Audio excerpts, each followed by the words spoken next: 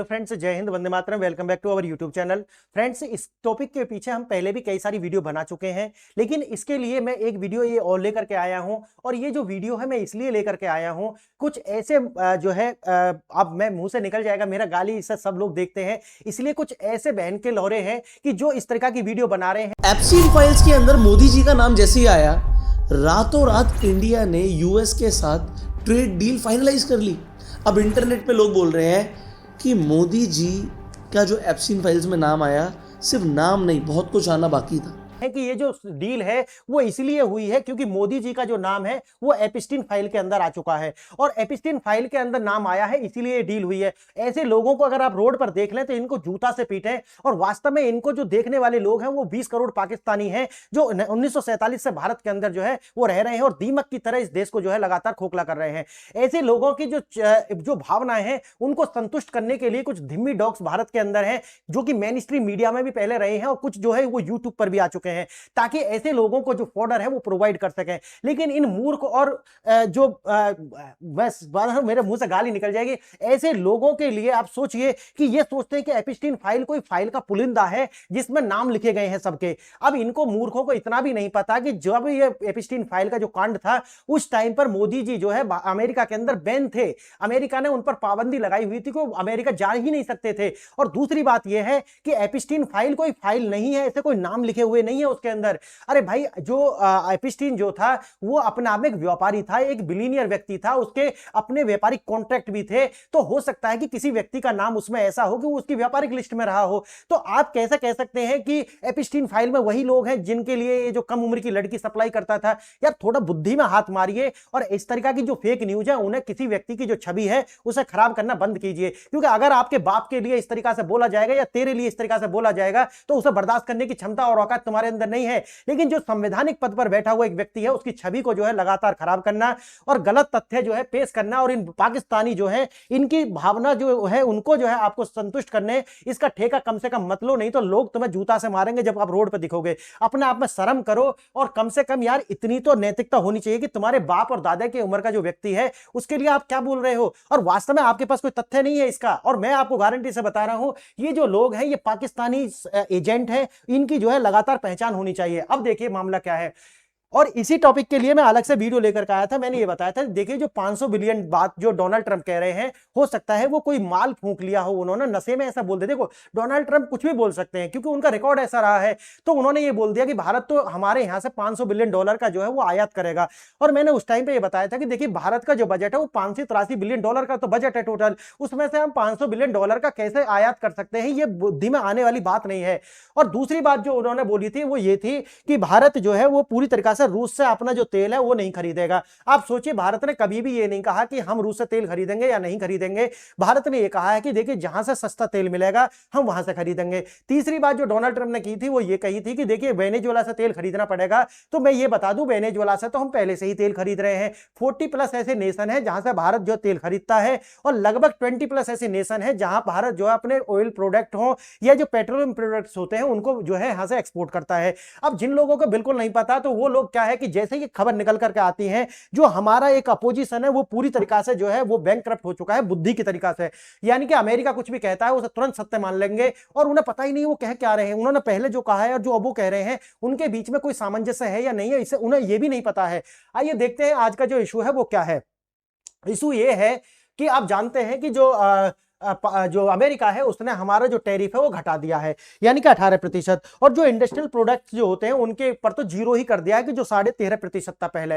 लेकिन इसी को लेकर के नई नई जो है कंस्पायरेसी थ्योरी लोग चला रहे हैं, और कंस्पायरेसी थ्योरी ये चला रहे हैं कि देखिए भारत ने तो अपना जो सेक्टर है जिसको हम कहते थे डेयरी प्रोडक्ट और डेयरी प्रोडक्ट और जो एग्रीकल्चर सेक्टर है वो खोल दिया है। भाई, भारत के विदेश मंत्रालय से ज्यादा जानते हो क्या आप? भारत के विदेश मंत्रालय ने सीधा सीधा ये बोला है कि देखिए हमने किसी भी तरीका से अपने एग्रीकल्चर और अपने फार्मर के साथ किसी तरीका से कोई समझौता नहीं किया है।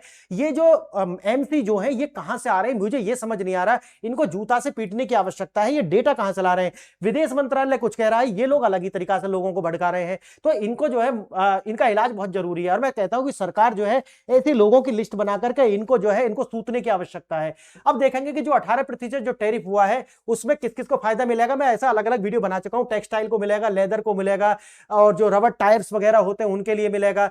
और इसी के साथ साथ भारत जो है, मैंने अलग भी बताया था कि ये जो डील है उसमें भारत जो है लगभग 40 बिलियन डॉलर के जो है वो प्रॉफिट में जाने वाला है। मैंने उस वीडियो में भी ये बताया था, और ये तीसरी चौथी वीडियो है कम से कम इसके ऊपर। और पहले से हम लगभग 45 बिलियन डॉलर के सरप्लस में अमेरिका के साथ ऑलरेडी है, तो लगभग ये 80 बिलियन डॉलर का जो प्रॉफिट है वो भारत को होने वाला है। और आप ये भी जानते होंगे भारत का जो बजट है उसमें ये बोला गया है कि लगभग 20 साल का जो हॉलीडे है वो हम टैक्स हॉलीडे दे रहे हैं, और टैक्स हॉलीडे दे रहे हैं उन बड़ी बड़ी जो टेक जायंट्स जो हैं, जो भारत के अंदर अपना जो डेटा है, भारत के जो लोगों का डेटा है वो लोकलाइजेशन करें, यहां पर सेव करके रखें उनके लिए। और इसी के एवज में लगभग 50 बिलियन डॉलर जो है अमेजन हो या माइक्रोसॉफ्ट जैसी जो बड़ी टेक जायंट्स कंपनी है वो भारत के अंदर जो है इन्वेस्ट कर रही हैं, आप ये भी जानते होंगे। यानी कि भारत को लगभग इसमें फायदा ही फायदा है। लेकिन ये जो कांग्रेसी दलाल हैं और जो तिलचट्टे हैं, ये किस तरह की वीडियो बना रहे हैं ये आप समझ सकते हैं। यानी कि भारत को फायदा है। और मैं ये भी बताऊंगा कि कौन कौन से ऐसे एग्रीकल्चर प्रोडक्ट हैं जो अमेरिका के भारत में जो है मंजूर किए गए हैं, और उनमें याद रखना किसी भी तरीका का कोई भी जीएमओ क्रॉप्स नहीं है। जब भी मैंने किया था और आज भी कह रहा हूं इस बात को, और आप जाकर के जो एक्सटर्नल मिनिस्ट्री है वहां जाकर फिर देख लीजिए उनका बयान। उन्होंने भी कहा है कि देखिए किसी भी तरीका का जो जीएमओ है वो भारत में अनुमति नहीं है। मैं अभी भी कह रहा हूं नहीं है और नहीं हो सकती है। क्लियर? देखना आगे आगे इसमें देखिए, अब रूसी तेल जो है वो कह रहा है कि भारत जो है कह रहा है, अमेरिका कह रहा है कि हम निगरानी करेंगे। अब इसे लेकर के नया इशू बना दिया कि देखिए देखिए भारत के ऊपर तो निगरानी रखेगा अमेरिका। अरे भारत के ऊपर निगरानी नहीं रखेगा, वो ये कह रहे हैं कि हमारा जो ये जो समझौता हुआ है जिसे आप ट्रेड एग्रीमेंट बोल रहे हैं, ये तभी तक कार्य करेगा जब आप रूस से कम तेल खरीदें। तो ये शर्त उन्होंने लगाई है और उसी के लिए कह रहे हैं कि भाई हम ऑब्जर्व करेंगे कि भारत जो ये समझौता हुआ है कि वास्तव में उस पर जो है निर्भर करेगा या उसको जो आगे एग्जीक्यूट करता हुआ दिखाई पड़ेगा या नहीं पड़ेगा। अगर नहीं पड़ेगा तो हम इससे बाहर निकल जाएंगे। तो हमने तो बोला तो था इस बात के लिए कि अमेरिका बिल्कुल साझेदारी ना करे हमसे। भाई देखो, भारत सरकार को बिल्कुल जरूरत नहीं है। अगर आप में थोड़ा सा भी बुद्धि है तो इस बात को दिमाग में हाथ मारिए और सोचिए कि भारत का जो एफटीए है वो हो चुका है किसके साथ में?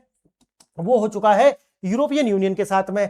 अभी आने वाले समय में जीसीसी जो है उसके साथ में भी होने जा रहा है। अब अमेरिका को हम जो बेचते हैं वो बेचते हैं क्या? टेक्सटाइल है, जेम एंड ज्वेलरीज है, लेदर है, फुटवियर है, और जो भी खाने के सामान है वो भेजते हैं। अमेरिका के अंदर इन्फ्लेशन आया हुआ है, लेकिन भारत के जो भी प्रोडक्ट है उनके लिए हमने मार्केट ढूंढ ली है। तो फिर अमेरिका के साथ में हम क्यों साझेदारी करेंगे? अभी मुझे ये बात बता दीजिए। और हम वैसे भी अमेरिका के साथ में जो हमारी साझेदारी है वो क्या है? वो केमिकल्स को लेकर के, एपीआईज को लेकर के है, फार्मास्यूटिकल्स को लेकर के है। अमेरिका उनको बैन कभी कर नहीं सकता, ना उनके ऊपर टैरिफ लगा सकता। तो भारत को जरूरत क्या है फिर? अब सोचिए इस बात को। तो ऐसे लोग पता है ना डाटा कहां से लेकर के आते हैं और उसको क्यों जो है आगे लेकर के आ रहे हैं, मुझे समझ आता नहीं है।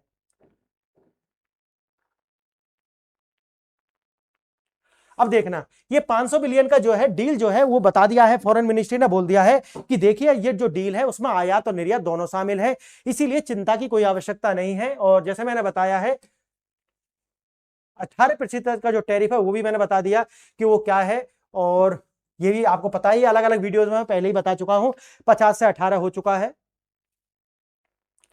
ये मैंने आपको बता दिया, टेक्सटाइल हो, कपड़ा हो, फुटवियर हो, इनके ऊपर जो है ये हमें छूट मिलने वाली है। और देखना, ये भी मैंने बता दिया कि 50 बिलियन डॉलर का जो इन्वेस्टमेंट है वो माइक्रोसॉफ्ट, अमेजन और इस तरीका की जो टेक जायंट्स हैं उन्होंने भारत के अंदर ही अपना जो डेटा है वो सेव करने के लिए ये जो टैक्स हॉलीडे है उसका फायदा उठाया है। आगे देखना, अमेरिका को क्या मिला है? अमेरिका को जो मिला है वो ज्यादा जरूरी है। देखिए भारत के अंदर वो क्या कर सकते हैं, जो पैक रोटी होती हैं वो ठीक है भाई, लोगों की अपनी चॉइस है, अगर वो खरीदना चाहेंगे तो खरीद लेंगे।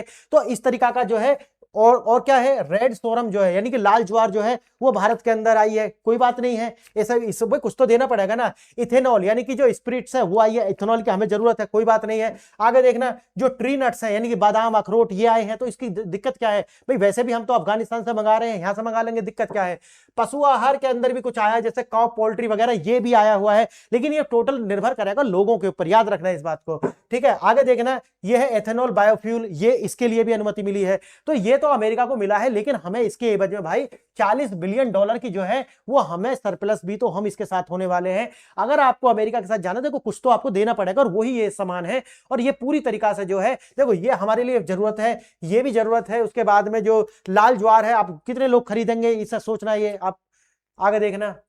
और हाँ, मने किसके लिए किया गया है? अनाज, गेहूं, आटा, मक्का इसके लिए बिल्कुल मने हैं। सब्जी में बिल्कुल जो नो एंट्री है, डेयरी प्रोडक्ट बिल्कुल बंद है, और जीएम क्रॉप जो है बिल्कुल बंद है। ये मिनिस्ट्री का कहना है। अब मंत्रालय को सही मानोगे या इस तरीका के जो यूट्यूबर हैं उन्हीं को सही मानोगे, ये अब आपके ऊपर है। देखना, रूसी तेल का जो पेज छूट गया, चेतावनी वही है, शर्त वही रखा है अमेरिका के द्वारा, जो मैंने आपको बताया कि अगर आप शर्तों का पालन नहीं करोगे तो हम इससे बाहर आ जाएंगे। तो वो तो एक देखो कैलकुलेटिव रिस्क है। इसमें यह है कि अगर तेल खरीदने में अमेरिका से जो $40 बिलियन हमें बच रहे हैं, अगर तेल खरीदने पर अगर हमें $45 बिलियन बच रहे होंगे तो बिल्कुल हम इससे बाहर आ जाएंगे। इसमें क्या दिक्कत क्या है? तो बस वही है। आइए आगे, अमेरिकी निगरानी। अब इसको लेकर के ये है कि भाई अमेरिका जो निगरानी है वो सिर्फ ये कह रहे हैं कि भाई हम देखेंगे, यानी कि भाई अगर शर्तें हुई हैं तो उसको तो देखना चाहिए, ठीक है, वो देख लेना। अगर भारत को फायदा लगेगा तो आपके साथ रहेंगे, नहीं तो निकल जाएंगे, ऐसा कोई दिक्कत नहीं है। आगे देखना, विपक्ष कह रहा है कि सरेंडर कर दिया। नहीं, सरेंडर तो आपके समय में हुआ है ना, कांग्रेस के जो समय में सरेंडर देखना है तो अब देखिए, मनमोहन सिंह की सरकार रही हो, जिन्हें मौनी बाबा की सरकार बोलते थे, उनके समय में किस तरह के सरेंडर किए हैं वो तो जग जाहिर है, उनको पर किताब भी लिखी गई है, ठीक है। तो उसको तो सरेंडर की बात आप ना ही करें, ये लोग तो ना ही करें कम से कम। यानी कि आप वोट बैंक के लिए कुछ भी करेंगे, देश हमारे लिए प्रथम है। सरकारें आएंगी, सरकारें जाएंगी, फर्क नहीं पड़ता, लेकिन इस देश के जो इंटीग्रिटी और इस देश की साख के ऊपर अगर कोई बट्टा लगाएगा तो हम उसके ऊपर बट्टा लगाएंगे, सीधा सा बात है। आगे देखना, सरकारी सेलिब्रेशन है, ठीक है भाई, सरकार को कुछ तो छोड़ना पड़ेगा, कुछ लेना पड़ेगा। ऐसा तो नहीं है कि यूएसए हमारी सारी शर्त मान लेगा और वो मजबूर है। हाँ, कोई कुछ तो उनको फायदा होना चाहिए, तो वो देखना पड़ेगा, उसको भी कोई दिक्कत नहीं है।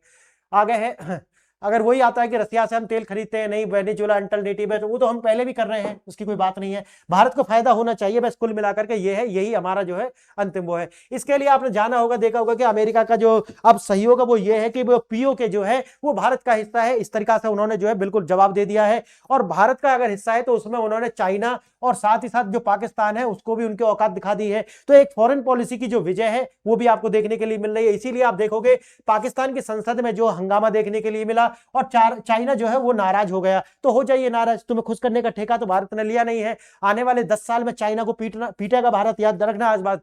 यानी कि आने वाले 10 साल के अंदर हम चाइना को जो है पीटने वाला है भारत, क्योंकि चाइना जाएगा चौथी या पांचवी रैंक पर और भारत आने वाला है तीसरी रैंक पर। वो जो डिफेंस डील है और डिफेंस के लिए जो भारत के अंदर जिस तरीका से इंफ्रास्ट्रक्चर बन रहा है, ये इसीलिए बन रहा है ताकि इनका जो है इनको सबक सिखाया जा सके, और ये जरूरी है हमारे लिए।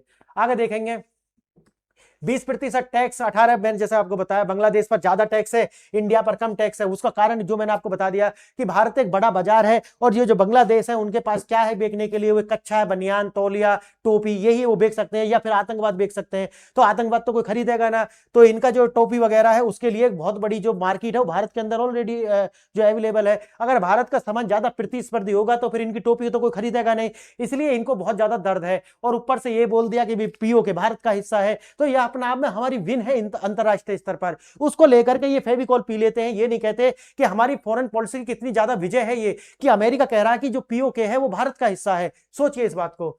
अब है बांग्लादेशी कपड़ा वगैरह, कपड़ा तो क्या है, वो एक अच्छा बनियान बेचते थे वो, और मोहम्मद यूनिस जो है वो जो है एक एजेंट है अमेरिका का, उसको भी जो है नाराजगी हुई है। तो ठीक है, ऐसा कोई दिक्कत नहीं है। और ये बात है भैया, भारत जो है वो एक ऐसी सिचुएशन में है कि अब हम विन विन सिचुएशन में है। अमेरिका आता हो आओ, नहीं आना हो तो मत आओ, आते का वेलकम, जाते की भीड़ कम, ये अब एक नारा बन चुका है भारत का। और भारत को अमेरिका की कोई ऐसी जरूरत नहीं है कि नहीं जी हम बिना अमेरिका के हमारा सामान कहां बिकेगा। अब हमारे लिए मार्केट जो है वो खुल चुकी है दुनिया की, और भारत के द्वारा आप जानते होंगे कि आईएसटीसी जो है, ये जो ट्रेड कॉरिडोर है, या फिर आप जानते होंगे कि भारत EIC, देखना ये जो ICEC जो है ये कॉरिडोर भी बना लिया गया है, यानी कि Bharat middle east Europe economic corridor जो है उसका निर्माण हो चुका है। तो भारत को जरूरत नहीं है अमेरिका आता हो आओ, नहीं आता हो नहीं आओ। और जो देखने की बात कह रहे हैं उसका यह है कि अगर हमको ज्यादा प्रॉफिट $40 बिलियन से ज्यादा प्रॉफिट तेल में होता है तो हम रूस से तेल खरीदेंगे, और अगर नहीं होता है तो फिर हमको जो है विन विन सिचुएशन चाहिए,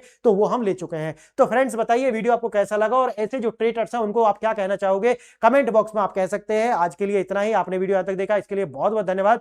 नमस्कार, जय हिंद, जय